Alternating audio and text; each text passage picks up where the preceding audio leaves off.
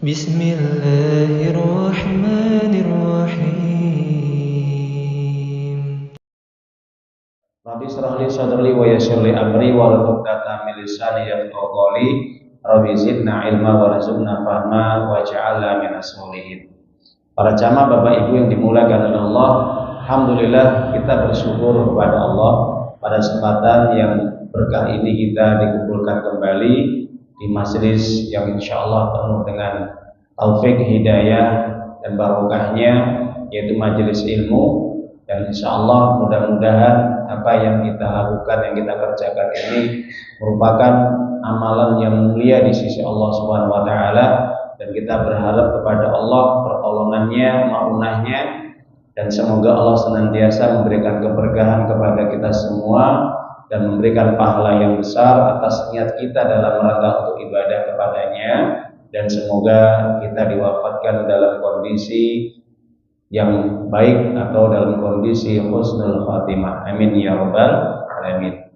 Para jamaah Bapak Ibu yang dimuliakan oleh Allah Subhanahu wa taala, kalau kita mau memahami seksama dan kita mau mempelajari, mentadaburi isi kandungan di dalam Al-Qur'an, maka di dalam sholat tadi imam membacakan di dalam surat Yasin, yang surat yang 36, maka kita akan dapati di situ Allah menyampaikan firman-Nya ayat yang ke-9 dan 10, yang dimana Allah Ta'ala mengatakan inna ja'alna fi a'na wa ja'alna min baini aydihim saddan wa min khalfihim saddan faghashayna fahum la yubsirun, yang artinya kami telah jadikan di hadapan mereka sekat atau dinding dan juga di belakang mereka. Jadi di hadapan ada dinding dan di belakang juga ada dinding atau sekat, sehingga kami tutup mata mereka sehingga mereka tidak bisa melihat. Para jamaah Bapak Ibu yang dimuliakan oleh Allah Ta'ala, sebenarnya ayat ini merupakan peringatan kepada siapapun orang-orang yang mereka tidak peduli dengan agama Allah. Mereka orang-orang yang lupa kepada Allah. Mereka orang-orang yang jauh dari Allah Subhanahu wa taala.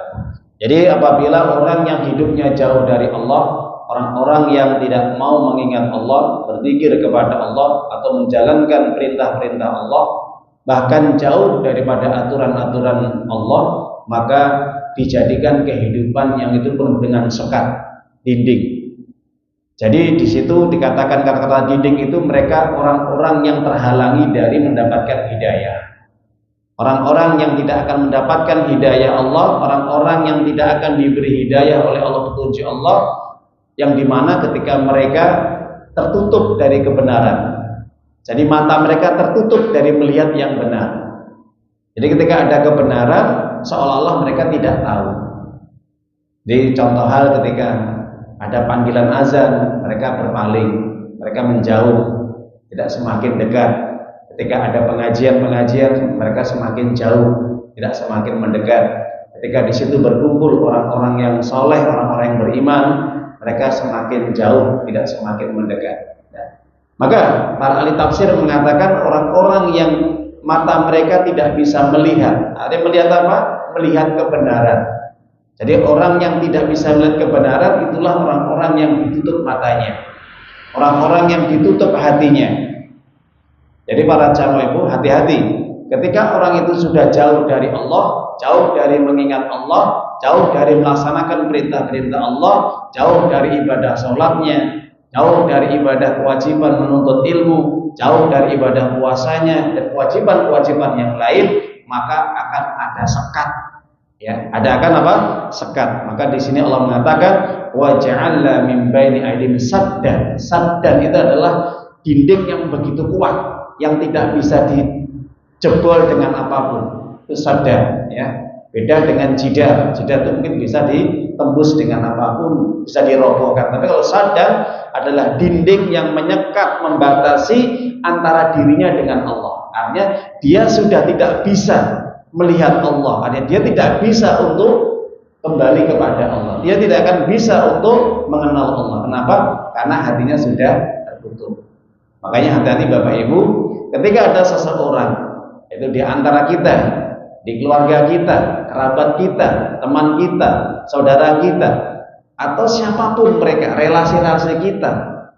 Ketika mereka itu sudah jauh dari Allah, jauh dari perintah Allah, jauh dari aturan-aturan Allah, maka ini tandanya orang yang disekat, orang yang diberi dinding di depannya dan di belakang. Sehingga orang seperti ini tidak akan bisa dapat mendapatkan menerima hidayah Allah Subhanahu wa taala. Naudzubillah. Jadi kalau Allah itu sudah tidak bisa memberikan hidayah, yang terjadi apa? Maka akan tersesat hidupnya. Maka orang yang tersesat hidupnya apa? Akan celaka. Kalau orang celaka apa? Maka akan mudah untuk masuk neraka. Nah, maka orang-orang seperti ini cirinya kata Allah apa? Dijelaskan ayat selanjutnya, ayat yang 10 tadi dibacakan oleh Imam ya.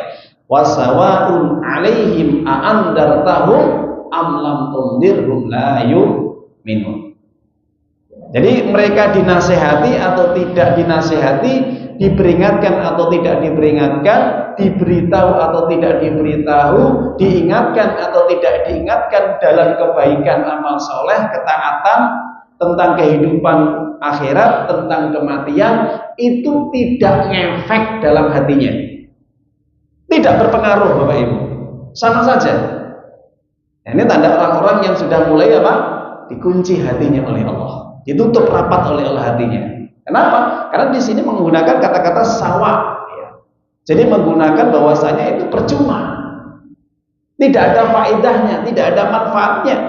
Kenapa? Karena mereka sendiri sudah menutup diri dari petunjuk Allah, dari hidayah Allah. Jadi kalau orang itu sudah menutup diri dari hidayah Allah, dari nasihat, bimbingan Allah, maka Allah tutup hatinya. Sawa'un 'alaihim a'andartahum am lam tundirhum la yu'minun. Jadi tidak akan bisa untuk dia beriman, tidak akan bisa dia untuk menerima kebenaran, tidak akan bisa dia untuk menerima nasihat, dan tidak akan bisa hatinya untuk menerima hidayah Allah, petunjuk Allah. Bagaimana Pak Bu? Ya, ini peringatan dari Allah, hati-hati. Jangan sampai kita punya hati yang tidak bisa menerima nasihat hidayah Allah. Itu jangan sampai terjadi. Kalau sampai kita punya hati kita tidak bisa merespon, menerima kebenaran petunjuk Allah, nasihat-nasihat Allah melalui orang-orang yang menasihati kita, menunjukkan kita jalan yang benar, ketaatan, kebaikan, amal soleh, perintah-perintah Allah. Ingat, ini tanda bahwa hati kita sudah ditutup oleh Allah. Jadi orang yang tidak mempan dengan nasihat, orang yang tidak mempan dengan peringatan, nah, ini orang yang sudah ditutup oleh Allah. Makanya ayat ini sebenarnya ada kesamaan di dalam surat Al-Baqarah ayat yang 6 dan 7. Innal ladzina kafaru sawa'un 'alaihim a'andartahum am lam tundirhum la yu'minun khatamallahu 'ala qulubihim wa 'ala sam'ihim wa 'ala absarihim ghishawah wa lahum 'adzabun 'adzim. Bapak Ibu, saya tanya, di dalam ayat-ayat ini Allah katakan, kira-kira orang seperti apa mereka yang tidak mempan dengan nasihat? Orang yang tidak mempan dengan petunjuk hidayah Allah, orang yang tidak mempan dengan peringatan-peringatan Allah. Kira-kira orang yang seperti apa Pak Bu? Orang yang hatinya sudah dikunci rapat oleh Allah, dan itulah sebutan Allah, orang yang kufur, kafir kepada Allah. Innal ladzina kafaru. Jadi Allah mengatakan dengan lafadznya kafaru sebagai bentuk fi'il, kata kerja. Kafaru yakun, kafaru. Ya. Dan ini menggunakan fi'il madhi, bentuk yang lampau. Jadi orang seperti itu kekafirannya sudah lama, Pak. Jelas? Kekafirannya itu sudah lama. Jadi sejak dia mungkin balik, sejak dia berakal, itu sudah tidak menggunakan akalnya untuk menerima petunjuk hidayah Allah. Sudah lama. Jadi Allah tidak mengatakan yakfuru, tapi kafaru. Ini menunjukkan bahwasanya kekafirannya itu sudah kuat, mengakar dalam dirinya. Jadi orang-orang yang seperti itu, kata Allah ya, doai. Mbok eling nih, ora mbok eling nih, mbok nasihati, ora mbok nasihati, mbok peringatke, enggak mbok peringatke padha ae. Blas ora direken, enggak direspon, enggak digugu ngarane wong Jawa Pak. Apa? Enggak diterima. Nah, hati-hati Pak nggih. Kalau orang seperti itu sudah hatinya sudah dikunci rapat oleh Allah. Bukan hatinya saja, pendengarannya dan penglihatannya. Jadi kalau sudah ditutup 3 alat ini Pak, ini alat yang sangat urgent. Mata, telinga, hati. Kenapa? Karena Allah sering menggunakan 3 kata ini ya. Di dalam lafaznya firman-Nya itu mata, penglihatan, pendengaran, telinga dan hati ini 3 alat panca indera yang Allah berikan untuk mentransfer hidayah Allah. Jadi kalau ada salah satu panca indera kita, Pak Bu, manusia ini dikasih 3 alat yang penting ini untuk menerima hidayah, tidak berfungsi salah satunya akan rusak yang lainnya. Mana nggak bisa dipisahkan. Telinga, ya, ini merupakan alat yang pertama kali untuk mendapatkan hidayah. Pertama kali, telinga. Kenapa? Karena Allah menggunakan kata-kata sami'na wa ata'na. Jelas Pak Bu? Jadi di dalam surat An-Nur surat 24 ayat 51 itu Allah mengatakan ayyaqulu sami'na wa ata'na. Ucapan orang mukmin itu ketika diperintah oleh Allah dan Rasulnya diajak kembali kepada Allah itu selalu dia mengatakan sami'na wa ata'na. Diperintah manut Pak Bu, jadi mboten brengkel, mboten balilu, enggak bantah. Itu ciri orang mukmin. Diperintah sama Allah itu enggak pernah bantah, itu orang mukmin Pak Bu. Kenapa? Karena selalu jawabannya sami'na wa ata'na. Yang keluar dari lisannya apa? Apa? Sami'na wa ata'na. Kami mendengar, ingat, kami mendengar. Ini dengan telinga. Jadi kalau orang itu kita bicara itu, yang diandalkan apa? Telinga. Meskipun dia buta, tidak bisa melihat, ya. Tapi kalau telinganya masih berfungsi, itu masih ada harapan untuk mendapatkan hidayah. Itu. Makanya yang diutamakan di situ Allah apa? Telinga. Ini merupakan alat yang pertama kali untuk mendapatkan nasihat hidayah dari Allah Subhanahu. Baru nanti kemudian diamalkan. Nah itu. Makanya para jamaah ibu, itulah kita pentingnya untuk memahami ayat-ayat Allah, ya, terutama apa yang dibacakan oleh imam di dalam sholat maghrib tadi, di dalam surat Yasin ayat 36, ya, ayat yang ke-9 dan 10 itu sebenarnya memperingatkan kepada kita. Jadilah manusia yang mudah untuk menerima kebenaran, manusia yang bisa melihat kebenaran, manusia yang bisa mendengar, ya, kebenaran, dan juga manusia yang ketika dinasehati dia senantiasa taat, tunduk, patuh kepada Allah alias beriman. Nah itu. Ya, jadi ini merupakan sedikit mukadimah, ya. Jadi mudah-mudahan ketika kita membaca Al-Qur'an, ya, diharapkan sebisa mungkin untuk ditadaburi, dihayati, dipahami isinya supaya untuk menambah keimanan kita. Kenapa? Karena memang pada Al-Qur'an itu kata Allah, orang itu kalau sudah tidak bisa mentadaburi, menghayati, memahami isi kandungan Al-Qur'an, hati-hati, mungkin indikator orang ini dikunci hatinya. Mungkin bisa jadi orang itu dulu dia pandai baca Quran, bisa baca Qurannya, tapi ketika dia tidak paham, tidak mengerti isinya dan tidak mau mengamalkan, hati-hati, indikator orang ini akan dikunci hatinya oleh Allah. Makanya Allah selalu mengingatkan kita di dalam surat Muhammad surat 47 ayat 24. Apa kata Allah?